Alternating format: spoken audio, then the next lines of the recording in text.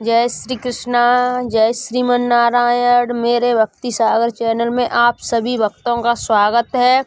सत्यनारायण व्रत कथा, इसे पूरा सुनना भक्त, ज़्यादा से ज़्यादा शेयर करना।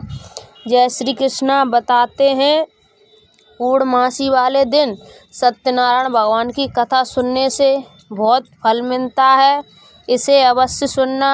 जय श्री कृष्णा, राधे राधे। पहला अध्याय। बोलिए सत्यनारायण भगवान की जय। एक समय नैमिषारण्य तीर्थ में शौनकादिक 88,000 ऋषियों ने सूत जी से पूछा, हे प्रभु, इस कलयुग में वेद विद्या रहित मनुष्यों को प्रभु भक्ति किस प्रकार मिलेगी तथा उनका उद्धार कैसे होगा। इसलिए हे मुनि श्रेष्ठ, कोई ऐसा तप कहिए जिससे थोड़े समय में पुण्य प्राप्त होवे तथा मनवांछित फल मिले। वह कथा सुनने की हमारी इच्छा है। सर्वशास्त्र। श्री सूत जी बोले, हे वैष्णवों, मैं पूज्य आप सबने प्राणियों के हित की बात पूछी है। अब मैं उस श्रेष्ठ व्रत को आप लोगों से कहूँगा जिस व्रत को नारद जी ने लक्ष्मी नारायण से पूछा था और लक्ष्मीपति ने मुनि श्रेष्ठ नारद से कहा था, सो ध्यान से सुनो। एक समय योगी राज नारद जी दूसरों के हित के इच्छा से अनेक लोकों में घूमते हुए मृतलोक में आ पहुँचे। यहाँ अनेक योनियों में जन्मे हुए प्राय सभी मनुष्यों को अपने कर्मों द्वारा अनेकों दुखों से पीड़ित देखकर सोचा, किस यत्न के करने से निश्चय ही प्राणियों के दुखों का नाश हो सकता है। ऐसा मन में सोचकर विष्णु लोक को गए। वहाँ श्वेत वर्ण और 4 भुजाओं वाले देवों के ईश नारायण को देखकर, जिनके हाथों में शंख चक्र गदा और पद्म थे तथा वरमाला पहने हुए थे, स्तुति करने लगे। हे भगवान, आप अत्यंत शक्ति से संपन्न हैं। मन तथा वाणी भी आपको नहीं पा सकती। आपका आदि मध्य अंत नहीं है। निर्गुण स्वरूप सृष्टि के आदि भूत व भक्तों के दुखों को नष्ट करने वाले हो। आपको मेरा नमस्कार। नारद जी की इस प्रकार की स्तुति सुनकर विष्णु भगवान बोले, हे मुनिश्रेष्ठ, आपके मन में क्या है? आपको किस काम के लिए आगमन हुआ है? निसंशय कहो। तब नारद जी मुनि बोले, मृत्यु लोक में सब मनुष्य जो अनेक योनियों में पैदा हुए, अपने अपने कर्मों के द्वारा अनेक प्रकार के दुखों से दुखी हो रहे हैं। हे नाथ, मुझ पर दया रखते हो तो बतलाइए कि उन मनुष्यों के सब दुखों थोड़े से ही प्रयत्न से कैसे दूर हो सकते हैं। श्री भगवान बोले, जी हे नारद, मनुष्यों की भलाई के लिए तुमने बहुत अच्छी बात पूछी है। जिस काम के करने से मनुष्य मोह से छूट जाता है वह मैं कहता हूँ, सुनो। बहुत पुण्य देने वाला, स्वर्ग तथा मृत्युलोक दोनों में दुर्लभ एक उत्तम व्रत है। आज मैं प्रेम वश होकर तुमसे कहता हूँ। सत्यनारायण का ये व्रत अच्छी तरह विधिपूर्वक करके मनुष्य आय पर्यंत यहाँ सुख भोग कर मरने पर मोक्ष को प्राप्त होता है। श्री भगवान के वचन सुनकर नारद मुनि बोले कि उस व्रत का फल क्या है, क्या विधान है और किसने ये व्रत किया है और किस दिन ये व्रत करना चाहिए, विस्तार से कहिए। भगवान बोले, दुख शोक आदि को दूर करने वाला, धन धान को बढ़ाने वाला, सौभाग्य तथा संतान को देने वाला, ये व्रत सब स्थानों पर विजयी करने वाला है। भक्ति और श्रद्धा के साथ किसी भी दिन मनुष्य श्री सत्यनारायण की शाम के समय ब्राह्मणों और बंधुओं के साथ धर्मपरायण होकर पूजा करे। भक्ति भाव से नैवेद्य केले का फल, घी, दूध और गेहूं का चूर्ण सवा लेवे। गेहूं के अभाव में सांटी का चूर्ण, शक्कर तथा गुड़ ले और सब भसड़ योग पदार्थ जमा करा के भगवान के अर्पण कर देवे तथा बंधुओं सहित ब्राह्मणों को भोजन करावे। पश्चात स्वयं भोजन करे। नित्य गीत आदि का आचरण कर सत्यनारायण भगवान का स्मरण करता हुआ समय व्यतीत करे। इस तरह व्रत करने पर मनुष्यों की इच्छा निश्चय पूरी होती है। विशेषकर कल काल में भूमि पर यही मोक्ष का सरल उपाय है। सत्यनारायण भगवान का पहला अध्याय समाप्त। बोलिए सत्यनारायण भगवान की जय। दूसरा अध्याय शुरू। बोलिए सत्यनारायण भगवान की जय। सूत जी बोले, हे ऋषियों, जिसने पहले समय में इस व्रत को किया है उसका इतिहास कहता हूँ, ध्यान से सुनो। सुंदर काशीपुरी नगरी में एक अत्यंत निर्धन ब्राह्मण रहता था। वह भूख और प्यास से बेचैन हुआ नित्य पृथ्वी पर घूमता था। ब्राह्मणों से प्रेम करने वाले भगवान ने ब्राह्मण को दुखी देखकर बूढ़े ब्राह्मण का रूप धर उसके पास जा आदर के साथ पूछा, हे विप्र, नित्य दुखी हुआ पृथ्वी पर क्यों घूमता है?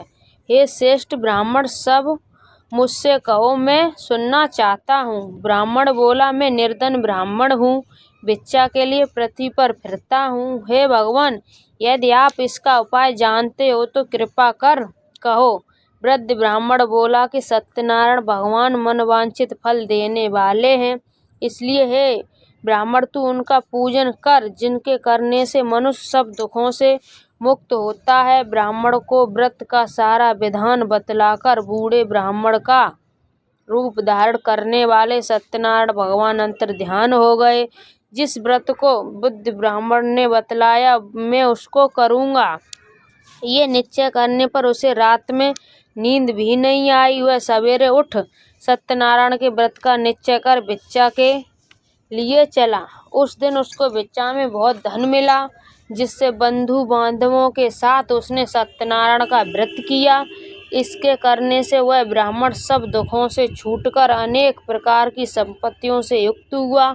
उस समय से वह ब्राह्मण हर मास व्रत करने लगा। इस तरह सत्यनारायण भगवान के व्रत को जो करेगा वह सब पापों से छूटकर मोक्ष को प्राप्त होगा। आगे जो पृथ्वी पर सत्यनारायण का व्रत करेगा वह मनुष्य सब दुखों से छूट जाएगा। इस तरह नारद जी ने नारायण का कहा हुआ ये व्रत मैंने तुमसे कहा। हे विप्रो, मैं अब और क्या कहूँ? ऋषि बोले, हे मुनीश्वर, संसार में इस ब्राह्मण से सुनकर किस किसने इस व्रत को किया, हम वह सुनना चाहते हैं।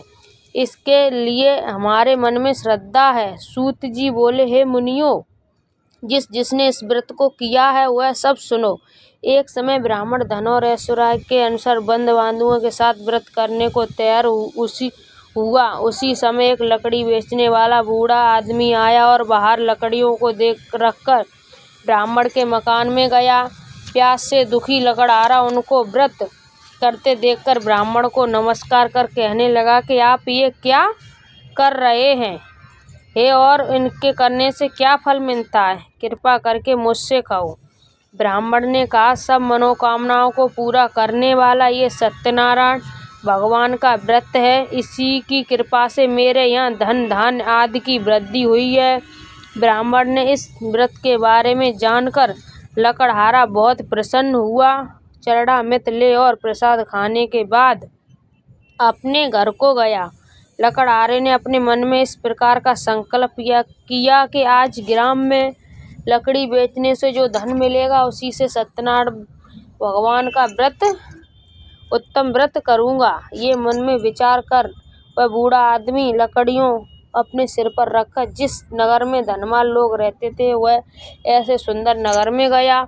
उस रोज वहाँ पर उसे उन लकड़ियों का दाम पहले दिनों से दोगुना मिला। तब वह बूढ़ा लकड़हारा दाम ले और अति प्रसन्न होकर पक्के केले की फली, शक्कर, घी, दूध, दही और गेहूं का चूर्ण इत्यादि सत्यनारायण भगवान के व्रत की कुल सामग्री को लेकर अपने घर गया। फिर उसने अपने भाइयों को बुलाकर विधि के साथ भगवान जी का पूजन और व्रत किया। उस व्रत के प्रभाव से वह बूढ़ा लकड़हारा धन, पुत्र आदि से युक्त हुआ और संसार के समस्त सुख भोगकर वैकुंठ को चला गया। सत्यनारायण भगवान का दूसरा अध्याय समाप्त। बोलिए सत्यनारायण भगवान की जय। तीसरा अध्याय शुरू। बोलिए सत्यनारायण भगवान की जय।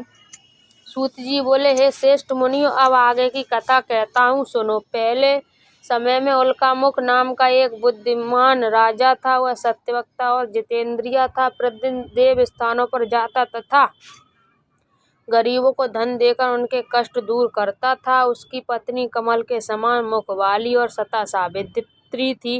भद्रशिला नदी के तट पर उन दोनों ने श्री सत्यनारायण का व्रत किया। उस समय वहाँ एक साधु वैश्य आया। उसके पास व्यापार के लिए बहुत सा धन था। वह नाव को किनारे पर ठहरा कर राजा के पास आ गया और राजा को व्रत करते हुए देखकर विनय के साथ पूछने लगा कि हे राजन, भक्तियुक्त चित्त से ये आप क्या कर रहे हैं? मेरी सुनने की इच्छा है, सो आप ये मुझे बताइए। राजा बोला, मैं, हे साधु, अपने बांधवों के साथ पुत्रादि की प्राप्ति के लिए महाशक्तिमान सत्यनारायण भगवान का व्रत व पूजन किया जा रहा है।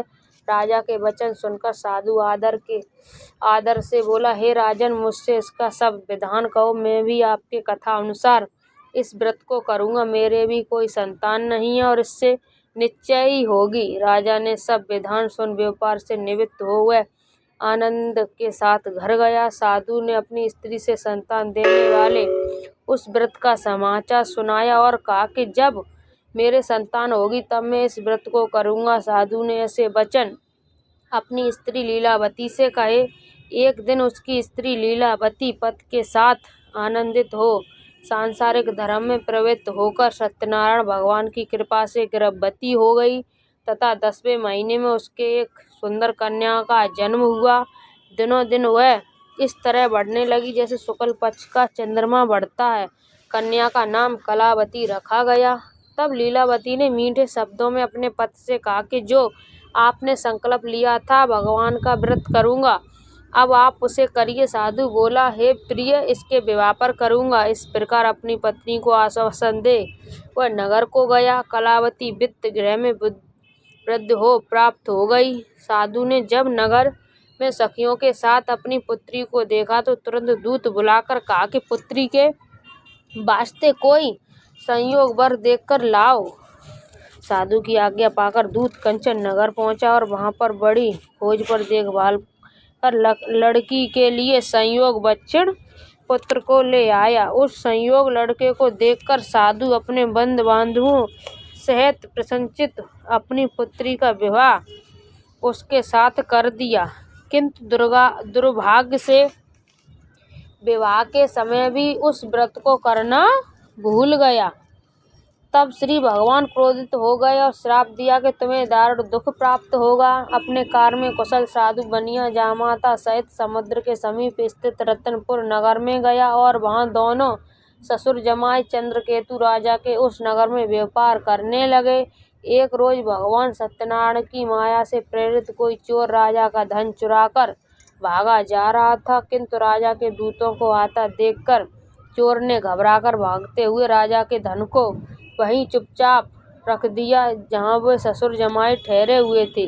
जब दूतों ने उस साधु के वैश्य के पास राजा के धन को रखा देखा तो वे दोनों को बांध कर ले गए और प्रसन्नता से दौड़ते हुए राजा के समीप जाकर बोले, हे, ये दो चोर हम पकड़कर लाए हैं, देखकर आज्ञा दें। तब राजा ने उनको कठोर कारावास में डाल दिया और उनका सब धन छीन लिया। सत्यनारायण भगवान के श्राप द्वारा उनकी पत्नी भी घर पर बहुत दुखी हुई और घर पर जो धन रखा था चोर चुरा कर ले गए। शारीरिक व मानसिक पीड़ा तथा भूख प्यास से अति दुखित हो अन्न की चिंता में कलावती एक ब्राह्मण के घर गई। वहां उसने सत्यनारायण भगवान का व्रत होते देखा। फिर कथा सुनी तथा प्रसाद ग्रहण कर रात को घर आई। माता ने कलावती से कहा कि हे पुत्री, अब तक कहाँ रही वो तेरे मन में क्या है? कलावती बोली, हे माता, मैंने एक ब्राह्मण के घर श्री सत्यनारायण भगवान का व्रत देखा है। कन्या के वचन सुनकर लीलावती भगवान के पूजन की तैयारी करने लगी। लीलावती के परिवार और बंधुओं सहित श्री सत्यनारायण भगवान का पूजन किया और वर मांगा कि मेरे पति और दामाद शीघ्र आ जावें। साथ ही प्रार्थना की कि हम सबका अपराध क्षमा करो। सत्यनारायण भगवान इस व्रत के संतुष्ट हो गए और राजा चंद्रकेतु को स्वप्न में दर्शन देकर कहा, हे राजन, दोनों वैश्य को प्रायः छोड़ दो और उनका सब धन जो तूने ग्रहण किया है दे दे, नहीं तो तेरा धन राज पुत्रादि सब नष्ट कर दूंगा। राजा ने ऐसे वचन कहकर भगवान अंतर्ध्यान हो गए। प्रायःकाल राजा चंद्रकेतु के सभा में अपना स्वप्न सुनाया। फिर दोनों बछड़ पुत्रों को कैद से मुक्त कर सभा में बुलाया। दोनों आते ही राजा को नमस्कार किया। राजा मीठे वचनों से बोला, हे महाभावो, भाभी बस ऐसा कठिन दुख प्राप्त हुआ है, अब तुम्हें कोई भय नहीं है। ऐसा कहकर राजा ने उनको नए नए वस्त्र भूषण पहनाए तथा उनका जितना धन लिया था उससे दूना धन देकर आदर सहित विदा किया। दोनों वैश्य अपने घर को चल दिए। बोलिए सत्यनारायण भगवान की जय। तीसरा अध्याय समाप्त। चौथा अध्याय शुरू। बोलिए सत्यनारायण भगवान की जय। सूत जी बोले, व्यास ने मंगलाचार करके यात्रा आरंभ कर दी और अपने नगर को चला। अनेक थोड़ी दूर निकलने पर दंडी वेशधारी सत्यनारायण ने उससे पूछा, हे साधु, तेरी नाम में क्या है?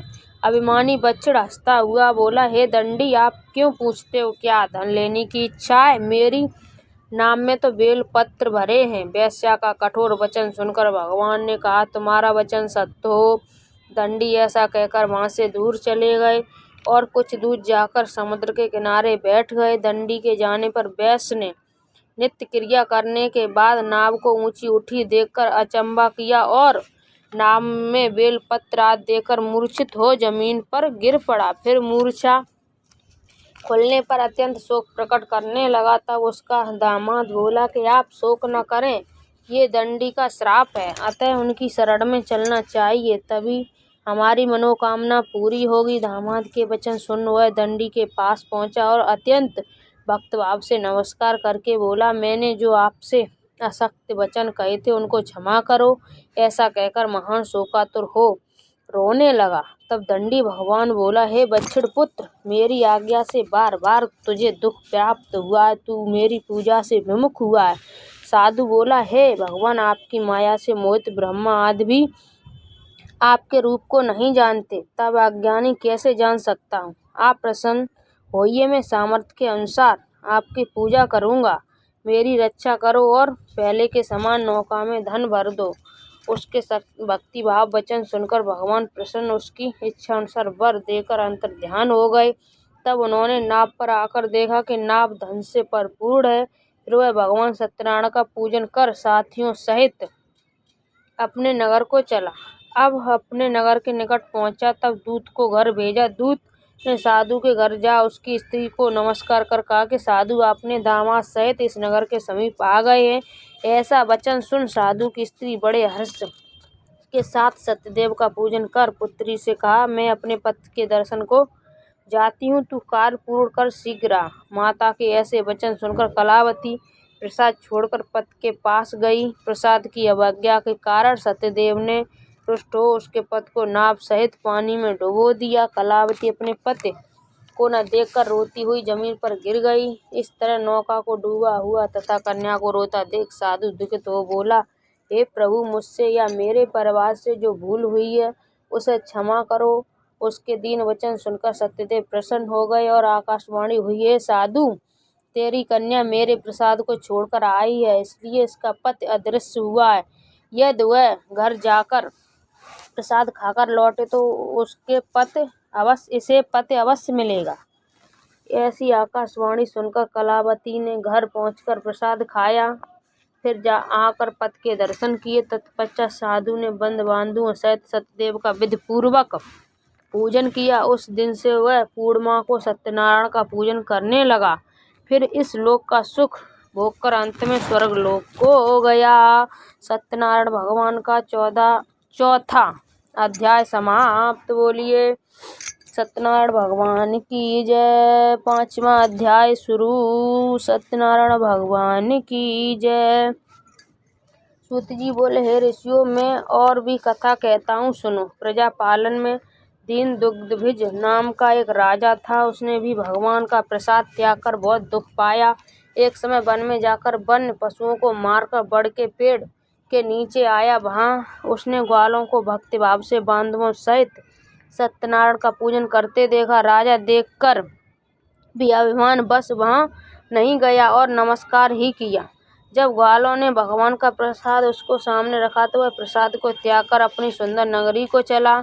वहीं उसने अपना सब कुछ नष्ट पाया और जान गया कि ये सब भगवान ने किया है। तब वह विश्वास कर ग्वालों के समीप गया और विधिपूर्वक पूजन कर प्रसाद खाया तो सत्यदेव की कृपा से पहले जैसा हो गया वैसा ही फिर दीर्घ काल तक सुख भोग कर मरने पर स्वर्गलोक को गया। जो मनुष्य इस परम दुर्बल व्रत को करेगा भगवान की कृपा से उसे धन धान की प्राप्ति होगी। निर्धन धनी और बंदी बंधन से मुक्त होकर निर्भय हो जाता है। संतानहीनों को संतान प्राप्ति होती है तथा सब मनोरथ पूर्ण होकर अंत में वैकुंठ धाम को जाता है। जिन्होंने पहले समय में इस व्रत को किया है अब उनके दूसरे जन्म की कथा कहता हूँ। वृद्ध संतानंद ब्राह्मण ने सुदामा का जन्म लेकर मोक्ष को पाया। उल्कामुख नाम का राजा दशरथ होकर वैकुंठ को प्राप्त हुआ। साधु नाम के वैश्य ने मोर ध्वज बनकर अपने पुत्र को आरे से चीरकर मोक्ष को प्राप्त किया। महाराज दुगंध भिज भज ने स्वयं भू होकर भगवान में भक्ति युक्त कर्म कर मोक्ष को प्राप्त किया। सत्यनारायण भगवान का 5वां अध्याय समाप्त। बोलिए सत्यनारायण भगवान की। जो मनुष्य इस सत्यनारायण भगवान का व्रत कथा को सुनता है उसके सब मनोरथ पूर्ण होते हैं और सुख पाकर वैकुंठ धाम को जाता है। बोली सत्यनारायण भगवान की जय। जगदीश की आरती। ओम जय जगदीश हरे स्वामी जय जगदीश हरे। भक्ति जनों के संकट क्षण में दूर करे। ओम जय जगदीश हरे। जो धावे फल पावे दुख बिन से मन का सुख संपत्ति घर आवे। कष्ट मिटे तनिका। ओम जय जगदीश हरे। मात पिता तुम मेरे शरण गहूँ किसकी तुम बिन दूजा आस करूं जिसकी। ओम जय जगदीश हरे। तुम पूर्ण परमात्मा तुम अंतर्यामी पार ब्रह्म परमेश्वर तुम सबके स्वामी। ओम जय जगदीश हरे। तुम करुणा के सागर तुम पालन करता मैं मूर्ख खल कामी कृपा करो भरता। ओम जय जगदीश हरे। तुम हो एक गोचर सबके प्राणपति किस विधि मिलूं दया मैं तुमको मैं कुमति। ओम जय जगदीश हरे। दीन बंद दुख हरता तुम ठाकुर मेरे करुणा हस्त बढ़ाओ द्वार पड़ा तेरे। ओम जय जगदीश हरे। विषय विकार मिटाओ पाप हरो देवा श्रद्धा भक्ति बढ़ाओ संतन की सेवा। ओम जय जगदीश हरे। स्वामी जय जगदीश हरे। तन मन धन सब है तेरा तेरा तुझको अर्पण क्या लागे मेरा। ओम जय जगदीश हरे। स्वामी जय जगदीश हरे। जो जगदीश की आरती प्रेम सहित गावे कहत शिवानंद स्वामी मन वांछित फल पावे। ओम जय जगदीश हरे। स्वामी जय जगदीश हरे। भक्त के संकट क्षण में दूर करे। ओम जय जगदीश हरे। आप सभी भक्तों को मैंने सत्यनारायण भगवान की व्रत कथा सुनाई और आरती सुनाई। उसमें मुझ पर कोई बोलने में गलती हुई हो उसे माफ़ करना। जय श्री कृष्णा। राधे राधे। आप सभी भक्त इस वीडियो को ज़्यादा से ज़्यादा शेयर करना। जय श्रीमन्नारायण। राधे राधे।